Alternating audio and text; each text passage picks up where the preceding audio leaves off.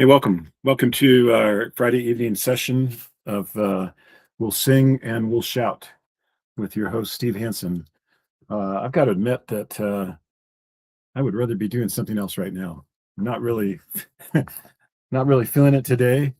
But here's the thing: sometimes habits, we can all get ourselves into a lot of bad or mediocre habits, like watching Seinfeld for an hour each evening when you come home from work, things like that, which are things that I have done it sometimes in the past. But we can also get ourselves into a lot of good habits, like maybe writing in your journal or reading a certain amount each day. And for me, this business of coming in here and doing a Facebook Live on a nightly basis has been a really good habit, and it's been a good habit because it's a very emotionally and even intellectually challenging thing to try to put together something that sounds cohesive and makes sense, and that even two or three people would want to watch. And I did not want to do that tonight. I did not want to sit down here and figure out, okay, what am I talking to these people about, and why would they want to listen to me? But in fact, I was outside playing basketball, shooting at the hoop. It's a nice evening. I could just stay out here and skip that whole nonsense. And I was like, if I do that, then I've broken my streak, and I haven't done something that I know I really want to do and I'm trying to do.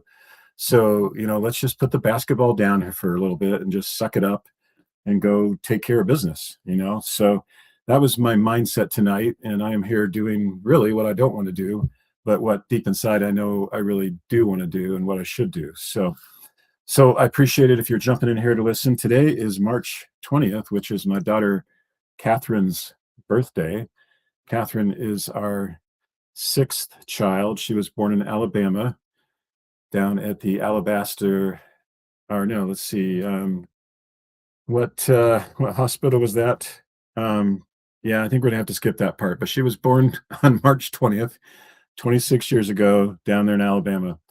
And it was just a few months after she was born that in June we moved from Alabama to Illinois. So every time a kid was born, we had to either move or get a new job or something, and that was our move. And Catherine was born from Alabama to Illinois. Heidi has often suggested, and I would tend to maybe feel the same way, but there were there were a lot of reasons why maybe we should have never left Alabama. We really enjoyed our home there and our time there and our friends, but it just seemed like the career came calling, and career opportunities were not in Alabama for me. They were in Illinois. So we moved to Illinois. But there were a lot of really good things that happened in Illinois too. But we had two kids in Alabama, Robert and Catherine, and I am blessed with a lot of really good kids. In fact, I have 10 really good kids, but I don't have a better kid than Catherine. So I don't know what I've said there, but I've meant what I've said. Catherine is just an amazing child, an amazing kid. Hopefully she doesn't see this, because she doesn't need to have a bigger head than she already has, because she's pretty aware of how amazing she is, and she's not afraid to let you know. But she is an amazing kid. She works up at the Hotel Park City as the catering services, well, as the event planner, catering services manager, kind of thing, something like that. So if you want to plan an event at the Hotel Park City, either in or out of ski season, Catherine is your gal. So don't be afraid to reach out and make that happen. So let's see. That was my little bit on habits, and that was my little bit on Catherine. My friend Greg and I spoke this morning. Greg's been on our Unicity program here for about 2 months, and he's lost 20 pounds. He's stuck around 210 a little bit. So we were talking about that a little bit and some strategies of ways he might, deal with that some.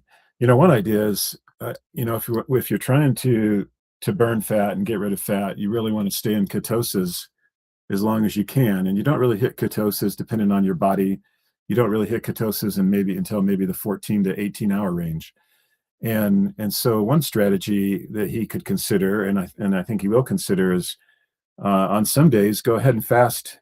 When you feel up to it, fast 24 to 26 hours. Whatever amount makes sense. But then on the next day, pull your fast back to just 16 hours. And then on the following day, so maybe like an every other day, or however it makes sense, but get a longer fast in so you can spend more time in ketosis, in that fat burning zone, and then do a shorter fast the next day so that you can stay on cycle, because you can't fast 24 hours every day and get an eating window in. Like, that's mathematically, that's not going to work out very well. So do the every other day, or every third day, or however makes sense for you. But that's a strategy that you can use when you feel like you've plateaued a little bit. And I've been dealing with a plateau pretty much all winter long. I've kind of plateaued around 175 and 180, and I'm trying to lean out some more. And I'm dealing with a similar issue there. So I'm trying to take some strategies myself to figure out how to move this on down. But I spent a decade going from 175 to 220, and I have now reversed that really in about 5 months, because I've pretty much leveled out a couple months ago.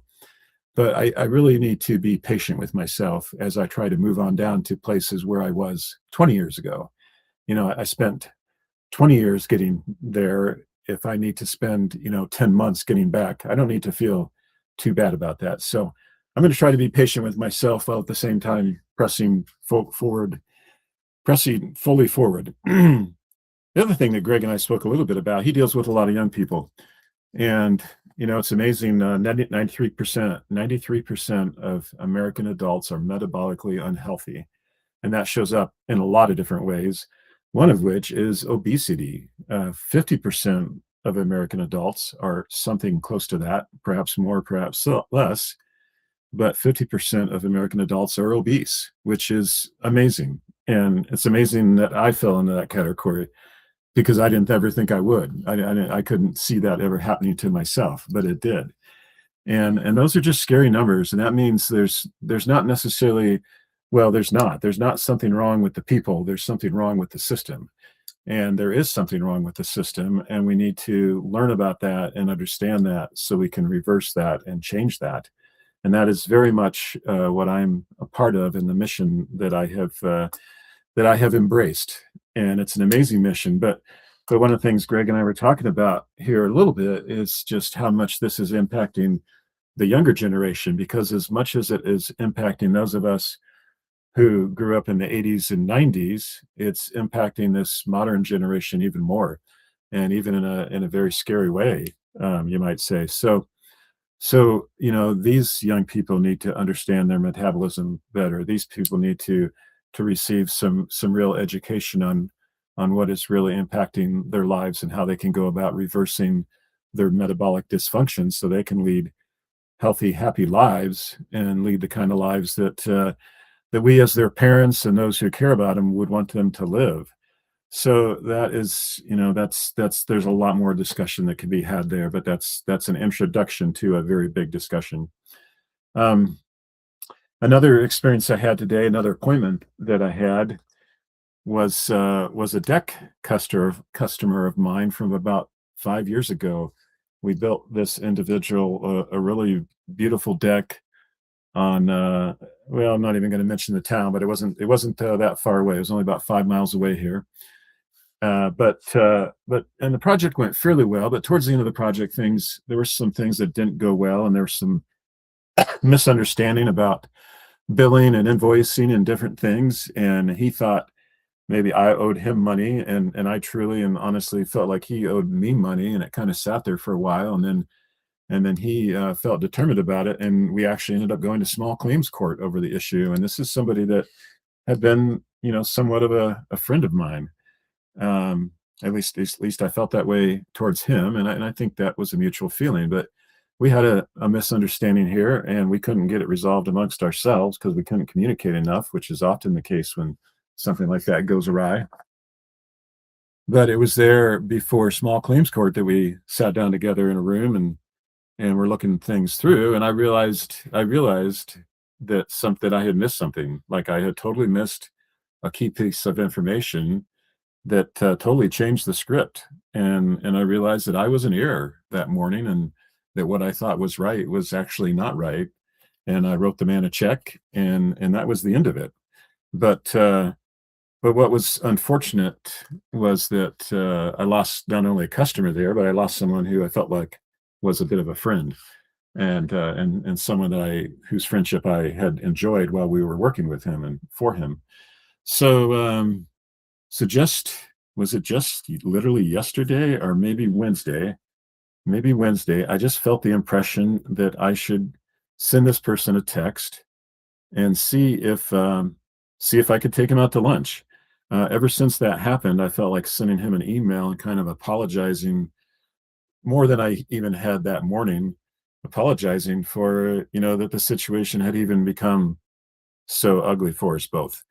And but I'm always busy, and that good intention just sat there on my list of things to do, and I never got there. So I decided, what if I this was literally just yesterday, amazing. So I sent this person a text yesterday around 3 p.m. and said, what's the chance I can buy you lunch sometime here sometime soon? And he came back and said, sure, when are you thinking? And I said, possibly tomorrow, someday next week. And he said, well, coincidentally, I am available tomorrow afternoon. So we went to lunch and sat down there and kind of caught up on some things. And it was easy to see that we'd put our hard feelings behind us pretty quickly. So we had a nice visit. And then I popped out my drink, that I drink before I eat. I popped out my balanced drink and threw it in my water and kind of drank that in front of him because it was my intention. And I knew this person dealt with health and weight issues, not to a really bad place, but bad enough that he could use some help. I would say his situation was similar to mine, not like gross obesity or something, but carrying more weight than he wanted to. And I could see when he sat down that had not changed since the last time that I saw him. You'll notice tonight that my balance matches my shirt. That doesn't happen every night. It only happens when I wear my pumpkin shirt. But tonight the balance matches the shirt, so that's kind of cool. Um, so we sat down, had a nice chat. I'm drinking the balance, and we get into the health discussion. And finally, I just cut loose on him, and I show him my recent picture where I was up at 220, and I just said, Shane, I just said, this is what has happened to me here, and these products and this science, and we just had this whole discussion, and he's just sitting there dumbfounded, and I can't figure out, why is he giving me this, like dumbfounded look. And when I finally, run out of breath and stop talking for a moment, he says, Steve, you wouldn't believe this perhaps, but this isn't exactly what he said, but this was the gist of it. Was I am just finishing a 36-hour fast. I've started doing a lot of intermittent fasting. It's something that I've studied for a few years and off and on, and I do different things and try different things, and have had, sometimes I've lost some weight and then it kind of comes back on or whatever. But his message was, this is just so crazy that we're sitting here talking about this, because this is something that's been on my mind a lot lately, and something that I am actually just finishing this 36-hour fast as we sit here. And I'm just like, wow, that is so crazy that I decided to text you yesterday and say, hey, let's go sit down. And please understand that while I did want to talk and apologize and just catch up, there was this underlying motive of saying, hey, I think Shane could use this system. I think he could use this product. I think he could use this protocol, and I think he could transform his life.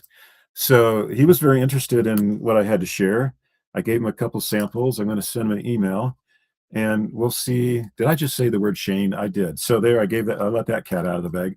But I sat down with my friend Shane, and I'm going to send Shane some information, and we'll see where this goes. We'll see what can happen for Shane, because he is a really good guy, and it would be wonderful to see him, lose the 30, 40.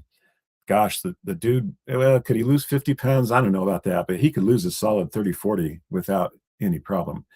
And that would be amazing. That would be amazing for his health. That would be amazing for his longevity. It would be amazing for how he gets up and feels every day for the next 50 years of what he hopes will be his mortal life. So that all came from this little inspiration to say, hey, reach out and text that guy and invite him to lunch. So yeah, we'll follow that story as it unfolds. Shane is not currently a Facebook friend, but I think maybe he was at one time, or I guess I can't remember that for sure, but we'll try to get that figured out. And what's interesting is my desktop computer. I'm talking to you on my laptop. These are both brand new Dell computers. I love this new Dell laptop. I had a little problem with it this morning, and I had to get a hold of technical support. They got that cleaned up. Everything is good there now. But now my desktop is saying device ran into a problem, couldn't be repaired, and some other nonsense. and I don't know where this is going. So, but I'm going to be working on that issue offline. We won't drag you through that whole experience, but those are my experiences today.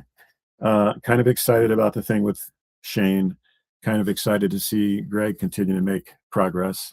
Thinking about ways that I might be able to help Greg with some of his concerns and his struggles and his challenges in helping these young people that he is now very much responsible for and wants the best for.